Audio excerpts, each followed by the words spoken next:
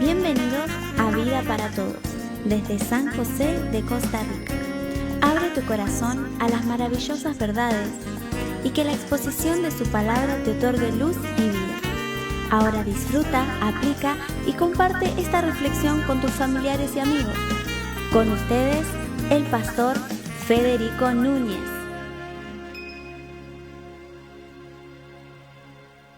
Hola, muy buenas tardes, queridos amigos. Bienvenidos a Vida para Todos. Aquí estamos para compartir con usted un buen tiempo de palabra de Dios. Recuerde que aquí estamos en Alajuelita, San José, Costa Rica. Desde el sur de San José, capital de Costa Rica, estamos transmitiendo para usted en vivo.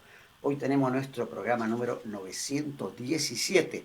Recuerde también que usted nos puede ver a través de nuestro Facebook Live, en nuestro streaming, aquí en vivo, Federico Núñez, pero también nos puede ver a través de nuestro canal de YouTube, Vida para Todos CR. Recuerde suscribirse a nuestro canal para poder recibir notificaciones inmediatamente que subamos algún video a nuestro canal. Venimos subiendo videos prácticamente todos los días, de lunes a viernes.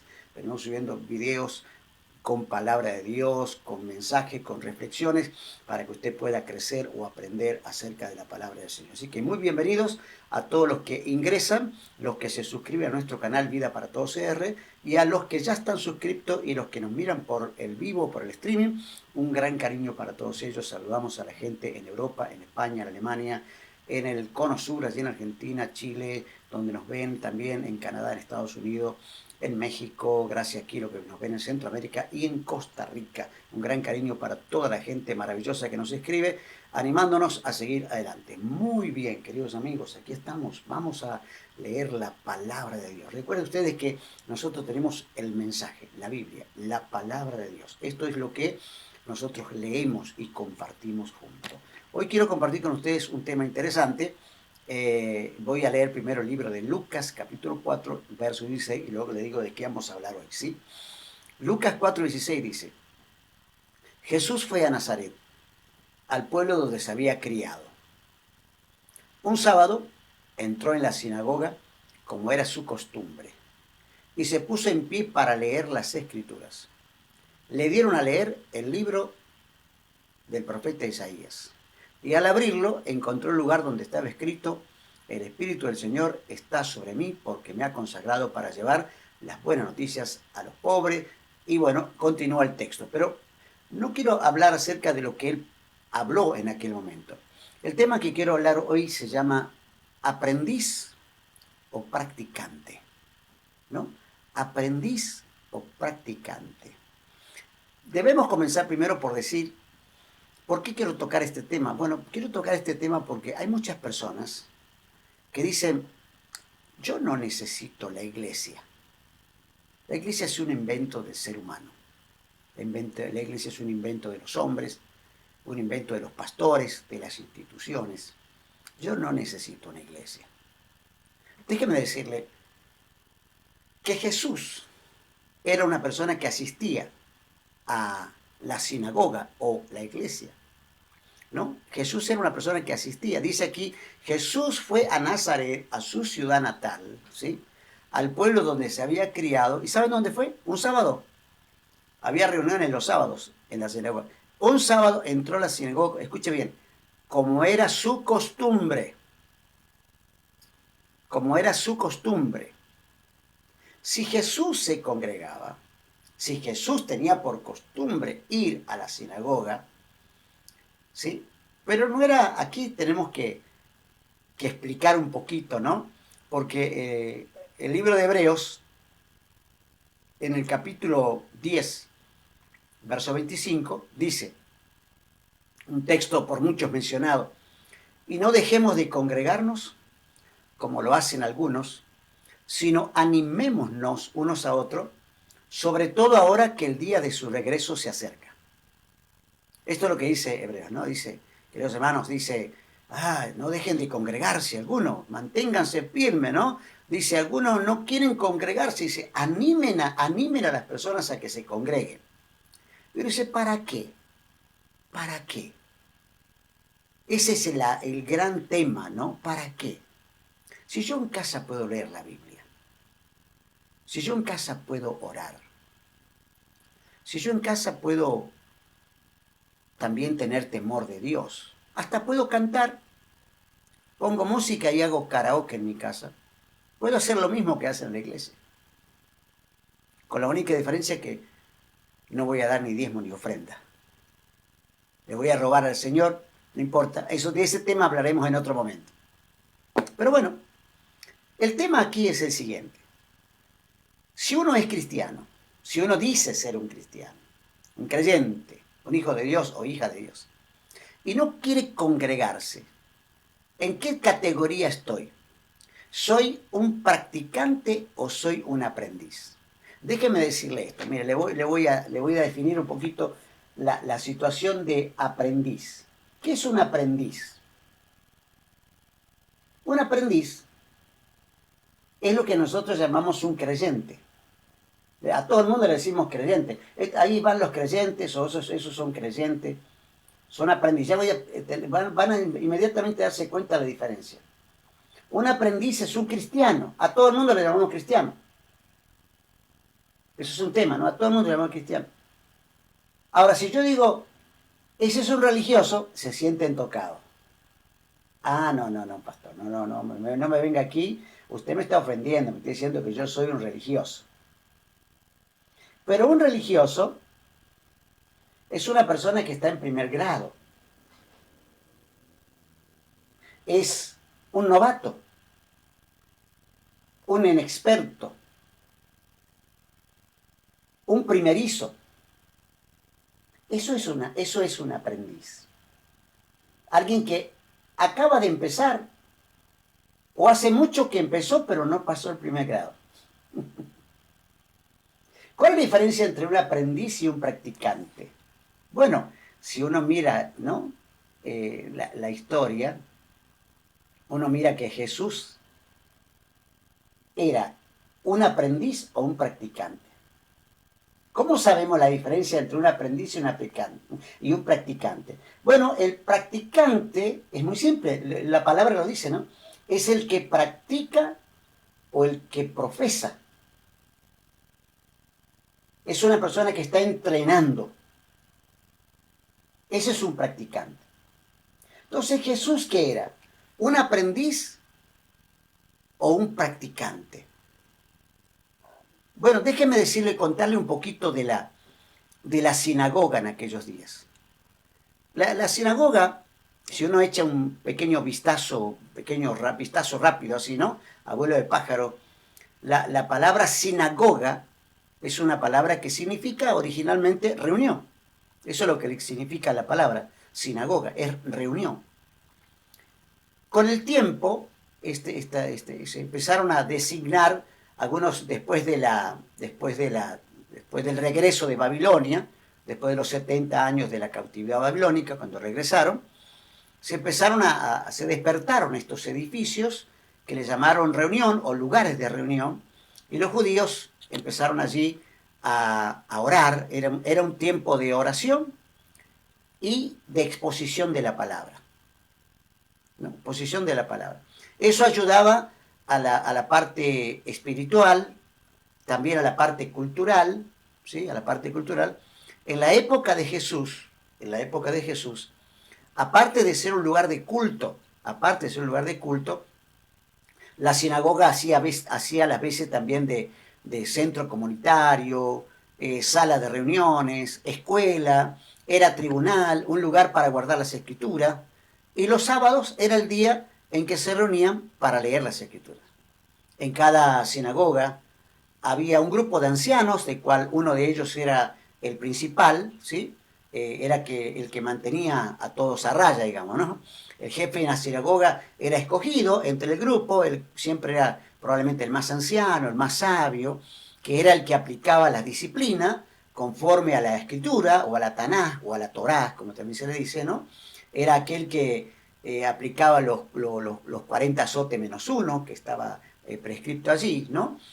Aunque lo que no se hacía era la lapidación, porque los judíos, como eran esclavos de los romanos, ellos no podían matar, los que mataban eran los romanos. Aunque a veces, como vemos en la Biblia, en el libro de los Hechos, los judíos apedrearon a Esteban. Es decir, cuando los romanos no se daban cuenta, ellos cumplían la sentencia. En la sinagoga había muchos cargos, había gente que levantaba las ofrendas, ¿no? Que levantaba las ofrendas, de todo esto había, ¿no? Era el lugar donde enseñaban la escritura, también era el lugar del castigo. El culto comenzaba los sábados, bien cuando aparecían las primeras estrellas, ¿sí?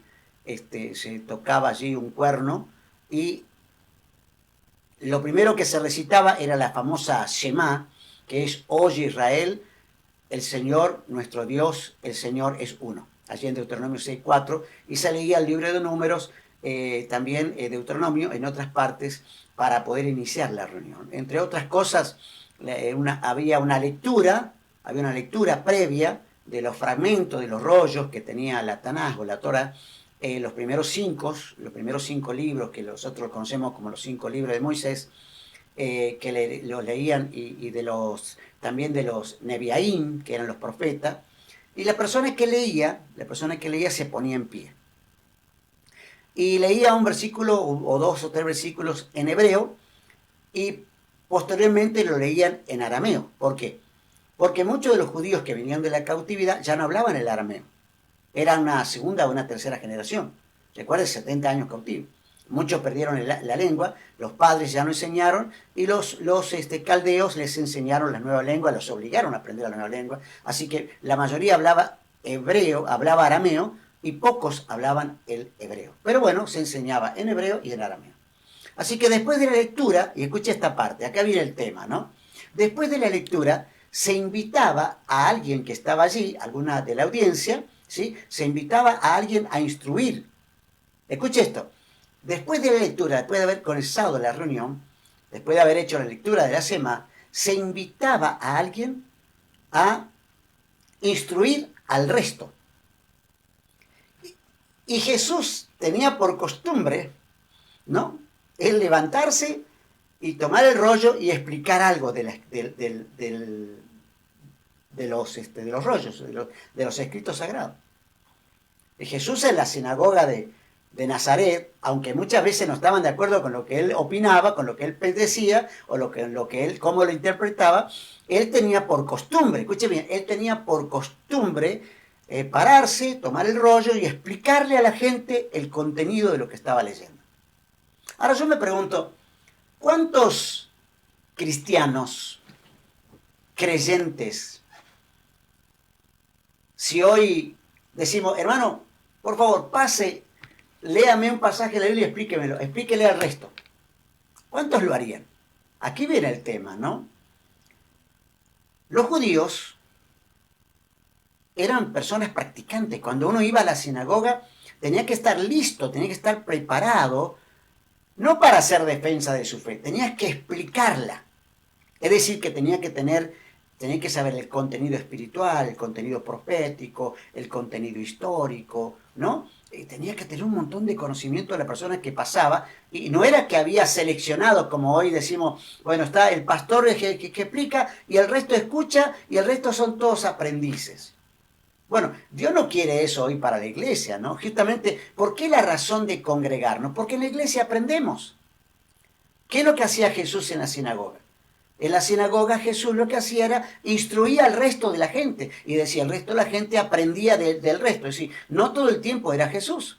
A veces seguramente pasaba otra persona que estaba allí, y ellos eran los instructores. Cada vez que iban al sábado aprendían algo. Y algún día le iba a tocar a uno, y ese que pasaba tenía que estar preparado. No podía, hermano, pase usted y decir, no, hoy no vine preparado yo. No, hay que estar preparado. Había que estar preparado.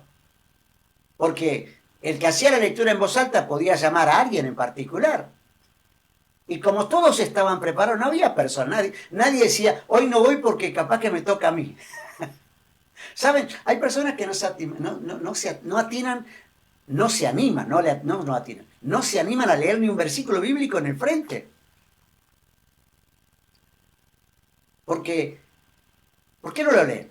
Bueno, porque según esos que no se congregan, lo leen en casa. pero leen en casa, pero no entienden. No tienen un maestro que les enseñe. He aquí el gran problema que tenemos. Por eso es que cuando uno lee el libro de Hebreos, que dice, hermano, no dejen de congregarse. A veces piensan que, lo que pasa es que el pastor quiere que nos congreguemos para que estemos todos ahí juntos y que todos estemos juntitos y que todo ahí, así nos tiene a todos ahí agarrados. No. Cuando usted va a la iglesia, usted aprende. Porque la persona que predica se prepara para hacerlo. Pero ¿saben qué? Me gustaría que en la iglesia todos estuviesen preparados. Y a veces preguntamos, ¿por qué no avanza la iglesia? Porque todos tenemos miedo de hablar de la Biblia, aún en la calle. Imagínense en la iglesia. Eso de no dejen de congregarse, como algunos tienen por costumbre. La costumbre de Jesús era congregarse. La costumbre de Jesús era ir a la sinagoga. La costumbre de Jesús era ir y cuando iba se paraba. Y no era uno el que hacía. A veces había 2, 3, 4 el que se paraba y daba instrucciones a los demás. No era que había uno solo que se paraba, no. Había varios que se paraban y daban instrucciones en la sinagoga a los demás. ¿Cuántos hoy se animarían?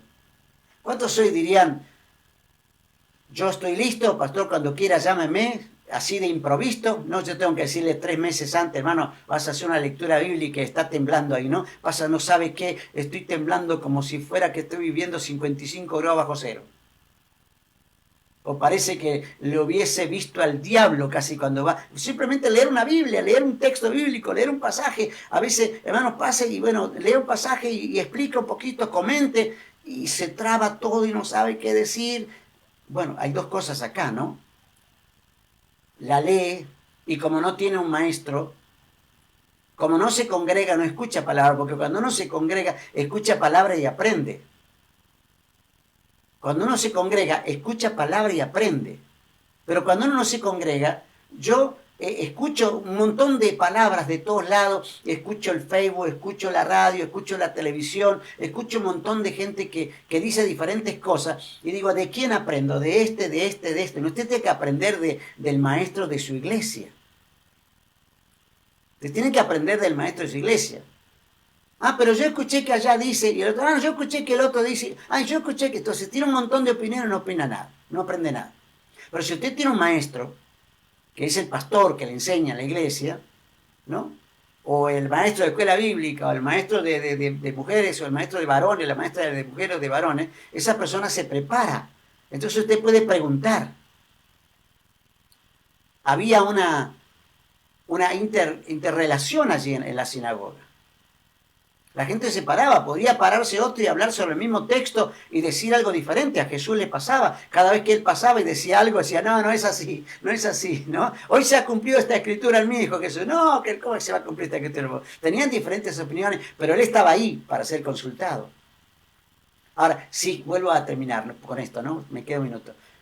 Si Jesús se congregaba, si Jesús tenía por costumbre, ¿por qué decimos nosotros que no es necesario congregarse?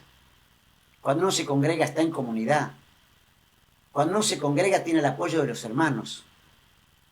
Cuando uno se congrega nos unimos en una adoración, en una alabanza, en oración conjunta. Nos apoyamos los unos a los otros. Somos una comunidad. Pero si usted no se congrega, se queda en su casa, ¿quién sabe de usted? Nadie. Tal vez hay uno que sepa, pero no lo conoce porque usted no se congrega. Por eso le animo a aquellos que dicen no es necesario congréguese. Congréguese, porque si Jesús se congregaba, si Jesús tenía por costumbre congregarse, y aparte no era solamente congregarse, él iba y exponía la palabra. No es solamente congregarse, hay que congregarse con la intención de yo voy a ir para aprender porque yo también quiero exponer la palabra. Entonces, si usted expone la palabra en la iglesia, no va a tener miedo de exponer la palabra en la calle, no va a tener miedo de exponer la palabra al vecino, al amigo o a quien sea. Por eso, querido amigo, amiga, hermano, hermana, congréguese. No deje de congregarse, porque Jesús nos enseñó en la Biblia que Él también se congregaba. Y si el Maestro se congregaba, ¿cuánto más nosotros? Te mando un abrazo, nos encontramos en nuestro próximo programa. Chao.